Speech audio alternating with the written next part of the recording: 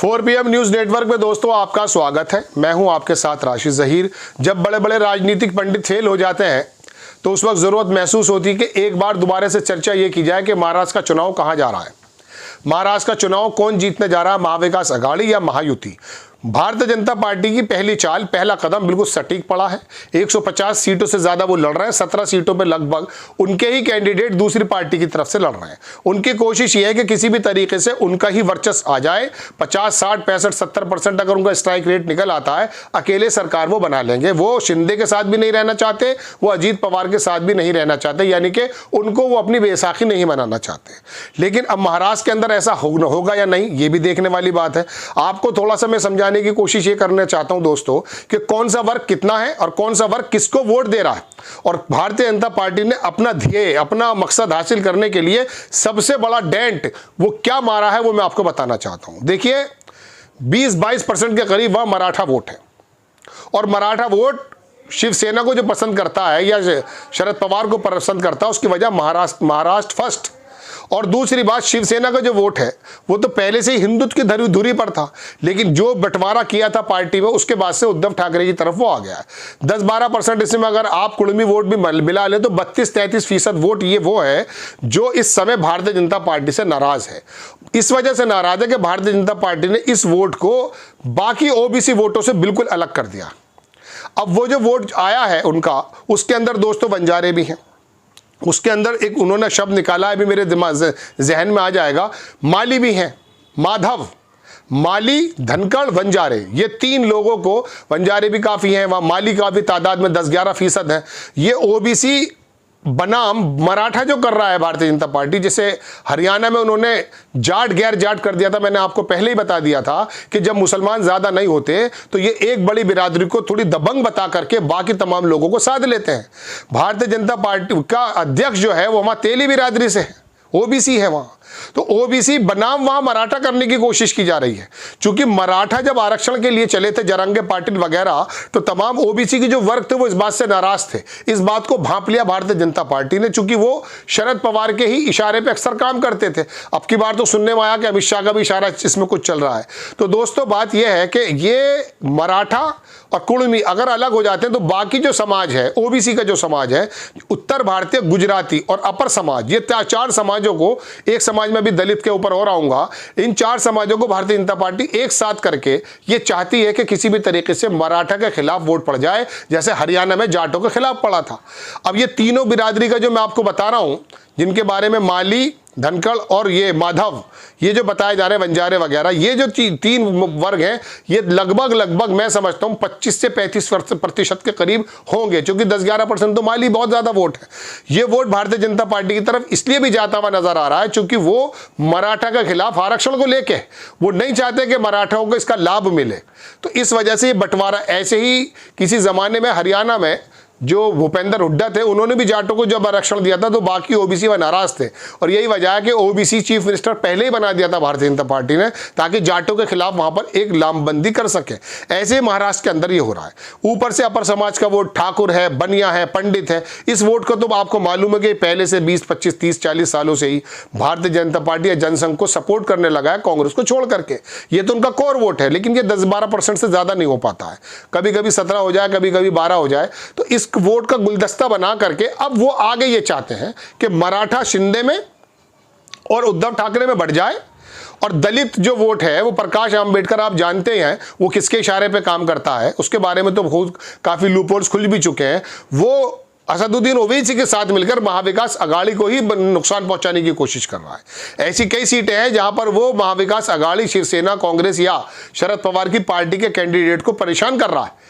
उसका सीधा मकसद ही ये है, पहले भी उसने ये किया था, मैं तो पहले से कहता हूं। हालांकि प्रकाश अंबेडकर के जो चहीते हैं वो जो गालियां बकते हैं कमेंट्स बॉक्स में, लेकिन जो नजर आता है वो मुझे कहना पड़ेगा। तो वो बेसिकली काम तो कर रहा है अपनी पार्टी के लिए, लेकिन 28 संगठन ऐसे हैं, अगर कांग्रेस उन पर ध्यान दे, 28 संगठन दलित चिंतक संगठन है जिन्होंने प्रकाश आंबेडकर से कहा था कि आप ये इंडिपेंडेंट लड़ने की जो बात आप कर रहे हैं, इससे कांग्रेस को नुकसान पहुंच रहा है। शिवसेना को नुकसान पहुंच रहा है, आप थोड़े ठंडे हो जाइए। हो भी गया बंदा वो ठंडा, लेकिन ऐसे समय में अगर उन 28 संगठनों से विकास अघाड़ी, कांग्रेस, राहुल गांधी, उद्धव ठाकरे अपना संपर्क साधते हैं और वहां के दलित जो 15% के करीब है उनको अपनी तरफ करते हैं, तो भारतीय जनता पार्टी शायद उस वोटों में सेंध न लगा पाए। तो ये तो गुलदस्ता मैंने आपको बता दिया है, लगभग 40 से 42% का जो भारतीय जनता पार्टी ने सजाया है। अब वो बाकी में बिखराव करना चाहती है, मराठाओं में अजीत पवार के जरिए, शिंदे से मराठा दूसरा वोट जो है उनके जरिए, और बाकी कांग्रेस के अंदर तो जो नेता है उनको आपको मालूम है कि दलित ना चले जाएं, मुस्लिम ना चले जाएं, इस तरह से विघटन है। अब मैं आपको बताता हूं महाविकास अघाड़ी किस प्रकार से आगे, थोड़ा सा ही एज है लेकिन है क्यों। देखिए 12-13% बताते हैं, लेकिन लगभग 15% के करीब मुस्लिम है, वो वोट आप महाविकास अघाड़ी को पूरा का पूरा मान लीजिएगा। आपको मराठा जो 22% मैंने बताया, 10% कुर्मी, अगर इसको 30-32, इसमें शिंदे अगर ज्यादा ना करें तो 25 से 30% ये वोट मिलने वाला महाविकास अघाड़ी को। देखिए मैं वैसे सर्वे नहीं करता हूं कि ये बिला वजह के सर्वे, मैं उत्तर प्रदेश के 2022 में, मैं अपनी बात को यहीं काट के थोड़ा सा आगे कुछ और बताना चाहता हूं। मैंने एक डिबेट पे कहा कि 40% वोट मिलेगा अखिलेश यादव की पार्टी को 2022 में, 37% मिला है। हालांकि लोगों ने कहा सरकार भी बन जाएगी, मैं कहा सरकार के बारे में मुझे नहीं मालूम, लेकिन 37% वोट मिला। मैंने 40 की भविष्यवाणी तो मैं क्या करूं, अंदाजा होता है कि मुस्लिम कितना है, यादव कितना है, ओबीसी कितना है। लेकिन वो तो बहुजन समाज पार्टी का वोट अमित शाह ने काट दिया था। मायावती को किसी भी प्रकार से आरोप के मुताबिक टेरर में ले गए या किसी भी तरीके से हम नहीं कह सकते। वो 10-12% जो वोट दलितों का गया है बीजेपी को, इसलिए 2022 में बीजेपी की सरकार उत्तर प्रदेश में बन गई है। तो यहां मैं आपको बताना चाहता हूं कि ये वोट जो मुस्लिम का 13 से 15% है और 32-25% वो 40-42% वोट ये हो जाता है। ऐसे समय में कांग्रेस और ये दलित वोट जो है, ये 15% वोट है, अगर ये वोट निकल करके मिसाल के तौर पे आ जाता महाविकास अघाड़ी पर, तो आप यकीन मानिए ये वोट का परसेंटेज 45 से 50 के करीब चला जाता है। उस सूरत में महाविकास अघाड़ी की सरकार बन जाती है। शरद पवार मराठाओं की जो अपना एरिया है विदर्भ वगैरह का, उधर सब वोट अच्छी ले रहे हैं। शिंदे सिर्फ कल्याण और ये वाला एरिया कवर करते हैं, लेकिन कांग्रेस का भी बहुत ज़बरदस्त वर्चस्व है इन दिनों। वेस्ट मुंबई कहिए, विदर्भ का एरिया कहिए, बाकी एरिया कहिए। हाँ, जो मेन मुंबई है, सेंट्रल मुंबई, वहाँ उद्धव ठाकरे का वर्चस्व है। वहाँ का तमाम मराठा वोट और जो सहानुभूति का वोट है उद्धव ठाकरे पर है, और उद्धव ठाकरे पहली पसंद भी है चीफ मिनिस्टर बनने के लिए। सौम्य व्यवहार है, तमाम चीज़ें। तो ये एक परसेंटेज मैंने आपके सामने रखी। भाजपा किस प्रकार से अपनी बिसात बिछा रही है। मराठा बनाम अदर्स, समझ गए, ओबीसी, उत्तर भारतीय और गुजराती, और उनका जो कोर वोट है बनिया पंडित ठाकुर जो होता है, जितना भी हो सकता है। हालांकि वहां पर जो बनिया वोट है, जो ठाकुर वोट है, वो इतना ज्यादा नहीं है जितना उत्तर प्रदेश के अंदर आप कह सकते हैं। वो थोड़ा कांग्रेस की तरफ को भी मायल है, और कुछ नेता भी बड़े मजबूत हैं। नाना पटोले अपनी जगह काम, मतलब बहुत ज़्यादा लोकल जो वहाँ पर हैं। एक सबसे बड़ी बात जो मुंबई का जो थोड़ा कन्फ्यूज़न है, मैं आपको बता देता हूँ। अबू आसिम आजमी है, समाजवादी से जीत जाते हैं, गोवंडी से जीते थे, पहले भिवंडी से जीते थे।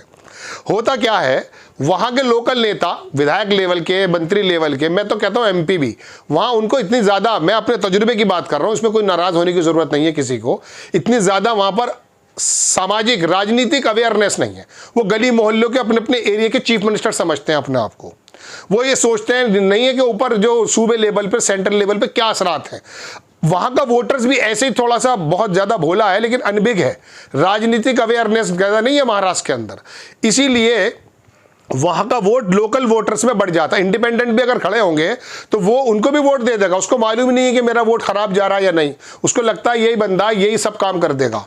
ऐसे ही वहाँ पर रिबेल जो खड़े हैं ना, वो महायुति को बड़ा नुकसान पहुँचा रहे हैं। लगभग 36 बताए जाते हैं 40 के करीब। वो नुकसान अगर भारतीय जनता पार्टी को पहुँचाते हैं तो फिर समझ लीजिए कि महायुति नहीं आ रही है।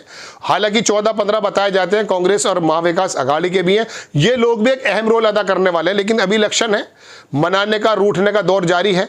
वो अगर बैठ जाते हैं तो बात अलग है, लेकिन वो लोग बैठेंगे नहीं। उनमें बहुत सारे लोग, चूंकि उनके, मैं बता रहा हूँ ना, सत्ता में हो या विपक्ष में हो या इंडिपेंडेंट हो, सबके दिमाग में यही होता है कि मेरा जो किला है, मैं ही यहाँ का बादशाह हूँ। यहाँ वोटर्स में भी, गली मोहल्ले के नेता में भी और विधायक, और उसके अंदर ये एक भावना होती है। उनको नहीं मालूम होता है। वहां पर अगर मिसाल के तौर पे महाविकास अघाड़ी पर इस तमाम का तमाम जनमानस आ जाए तो जरूरत ही नहीं है, लेकिन वहां का वोटर्स भी बिखरा हुआ होता है। इस वजह से महाराष्ट्र के बारे में कोई जल्दी से अपनी राय नहीं बता पा रहा है। लेकिन टोटल सिनेरियो ये है जो मैंने बताया। और दूसरी बात, ये सिनेरियो पिछले मैं 25-30 सालों से जो बात के लिख देता हूं या कह देता हूं अक्सर इसलिए सही हो जाती है दोस्तों, क्योंकि मुझे मालूम है मुसलमान कहा जाता है, यादव कहा जाता है, दलित कहा जाता है, जाट वोट किसका है, बनिया वोट किसका है। 40 वर्षों से जनसंघ के समय से बनिया वोट जाता है बीजेपी को। अब क्या करूं मैं, कहूं कहना पड़ेगा, कम या ज्यादा वो बात अलग है। जाट उत्तर प्रदेश का क्या सोचता है, हरियाणा का क्या सोचता है मालूम है भाई, यादव क्या सोचता है मालूम है भाई। इस तरह से सबके वोट बैंक तय है। ये बहुत आसान है, आप भी कर सकते हैं। आप सिर्फ इतना निकाल लीजिए कितना मराठा कहां पर है, कितना यादव का है। हाँ, एक आदिवासी फैक्टर में भूल गया।